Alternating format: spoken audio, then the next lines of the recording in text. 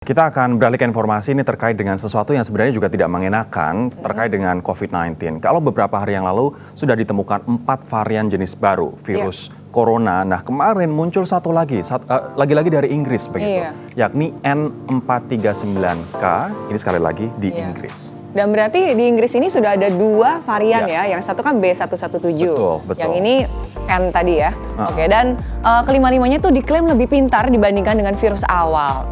Ini kenapa? Karena katanya tuh penularannya lebih cepat ya Rory ya? Betul, aku agak bertanya-tanya sih, maksudnya Menteri Kesehatan kita mengatakan bahwa ini secara menular lebih tinggi tapi tidak lebih mematikan. Tapi kemarin ada informasi yang dikeluarkan oleh British Medical Journal, peer-reviewed journal gitu, jurnal ilmiah. Dan ini sudah dikutip oleh CNN, Al Jazeera, kemudian BBC mengatakan bahwa varian yang B117 ini 64% lebih mematikan.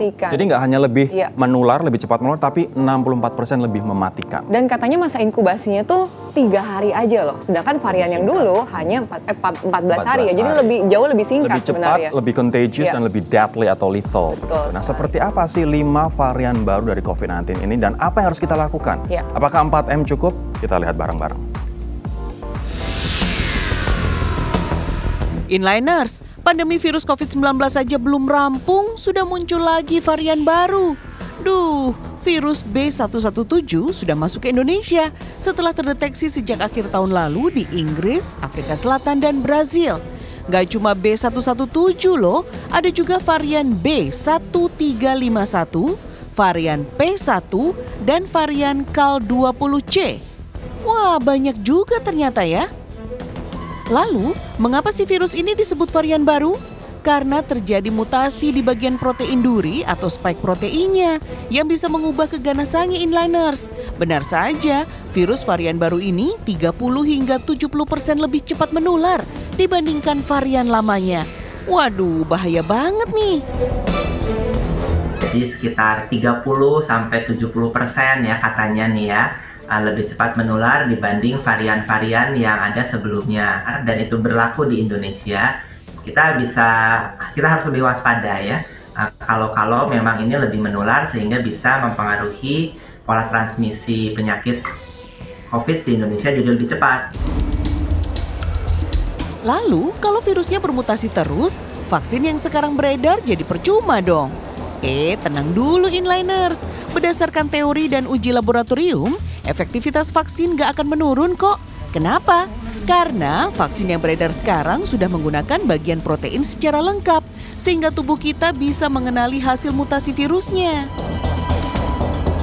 Ya, vaksin Sinovac ini adalah vaksin yang dibuat dari virus yang dimatikan. Jadi utuh virusnya dimatikan dijadikan vaksin. Artinya apa? Kekebalan yang diproduksi oleh tubuh akibat vaksin Sinovac ini sebenarnya merespon keseluruhan bagian virus ya. Kalau sudah begini, kita harus semakin waspada inliners. Kami refresh lagi nih ya, biar inliners juga nggak lengah. Bagaimana cara menghindari penularannya?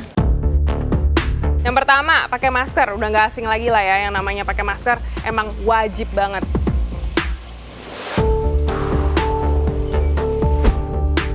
Nah, yang kedua, cuci tangan dengan sabun di air yang mengalir.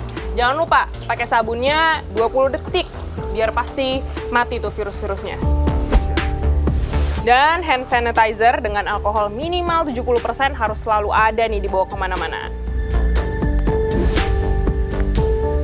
Sebisa mungkin WFH atau work from home. Tapi kalau kerjaan kamu emang nggak memungkinkan untuk WFH, ya udah kerja di kantor, tapi pastiin jaga jarak. Buat yang suka shopping atau belanja nih kayak saya, harus dikurangin tuh waktu berbelanja di luar rumah. Lagian sekarang cari apa-apa juga ada online. Tinggal klik, udah nyampe di rumah barangnya. Nah, inliners, sama kita harus batasi mobilitas. Nggak usah ketemu banyak orang, hindarin kerumunan. Hai Cing-Cing! Nah, yang terakhir vaksin. Nih lihat deh, kemarin saya udah vaksin. Dan gak ada rasanya sama sekali, gak sakit, dan gak perlu takut jarum suntik. Bener-bener gak ada rasanya. Dan di saya gak ada efek samping apa-apa untungnya. Itu dia inliners, sepanjang kita disiplin protokol kesehatan, resiko penularan bisa ditekan semaksimal mungkin kok. Tapi kalau kita bandel, ya udah, bye. Makin besar resiko kita tertular. Duh, jangan sampai deh ya.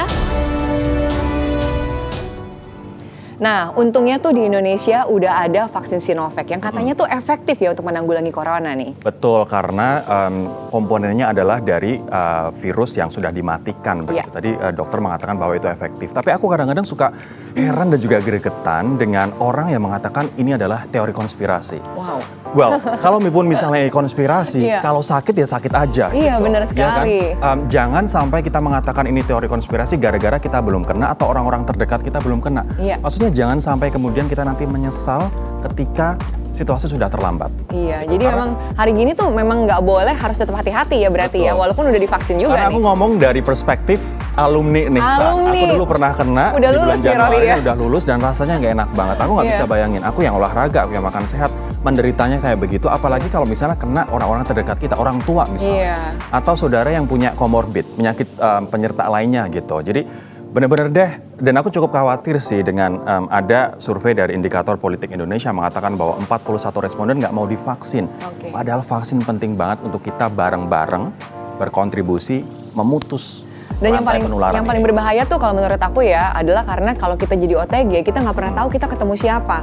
Ketemu orang tua juga jadi bahaya, ketemu orang yang Itu ada dia. comorbid tadi yang kamu bilang juga jadi bahaya, ya nggak sih? Pokoknya jangan sampai kepercayaan kita bahwa ini konspirasi dan sebagainya akhirnya membahayakan diri dan orang lain. Dan tetap harus menjaga protokol kesehatan. Sekarang udah ada 5M, bener ya? Betul. Oke, lalu gimana sih tanggapan inliners di luar sana? Persiapan apa yang mereka lakukan dengan ditemukannya sekian banyak varian baru COVID? Nah, kami rangkum dalam segmen Kata Inliners.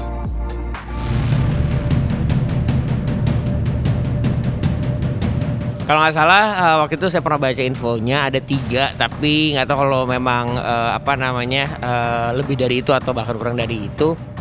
Saya cuma satu tahu ya yang masuk ke Indonesia yang B117 ya, kalau nggak salah yang dari Inggris itu ya, itu lebih menular. Yang saya tahu cuma COVID B117 itu. Tapi tahu nggak ada berapa varian? Nggak tahu ya. Tahu yang ditimbulkan dari vaksin, padahal kita udah vaksin tapi si virus itu tetap masih ada, justru berkembang lebih ganas gitu ya. Yang saya tahu B117. Untuk turunan yang baru sih pernah dengar, cuman untuk gejala-gejalanya seperti apa sih belum pernah jenis tahu pastinya gitu ya.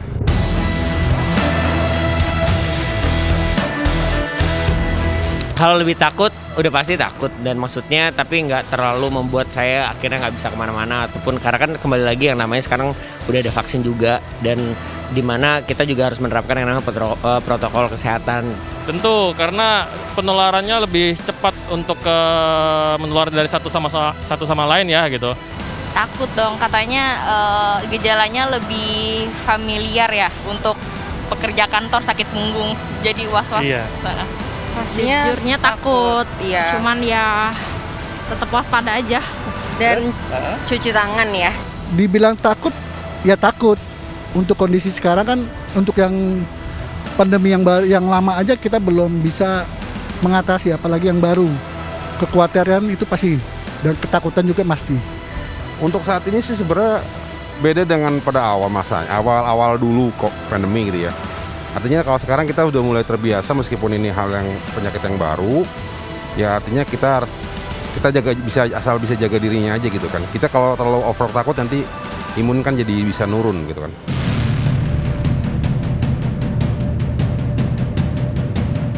Kalau antisipasinya seperti yang pemerintah bilang ada 3M, yang paling penting juga kalau kita masuk ke dalam rumah dalam keadaan memang kita langsung mencuci baju yang udah kita pakai, jangan lupa langsung mandi, selalu yang namanya menjaga imunitas tubuh, olahraga, asupan gizi, vitamin itu penting banget. Minum vitamin C lah paling tidak gitu kan, menjaga kondisi badan, berolahraga, dan benar-benar membatasi, kalau misalnya kita bekerja benar-benar dibatasi sih. Ya paling jaga jarak aja sih mas. Apalagi kalau yang kita kan orang kantor nih, kan ada klaster perkantoran juga, kita kan ada interaksi juga sama teman-teman kantor, paling dijaga lagi dah. Ya yang sekarang dijalanin sebenarnya udah benar ya, maksudnya jaga jarak, terus jaga kebersihan gitu. Iya. Menjauhi kerumunan itu udah paling benar gitu. Tetap kita pakai 3M tadi, menggunakan masker, menjaga jarak, dan mencuci tangan. Itu udah optimal lah untuk sekarang. Ya tetap prokesnya tetap dikuatin, dikencengin, jangan sampai kendor, kan pakai masker, cuci tangan, menghindari kerumunan, olahraga, tambahin makan yang sehat, seperti itu aja sih.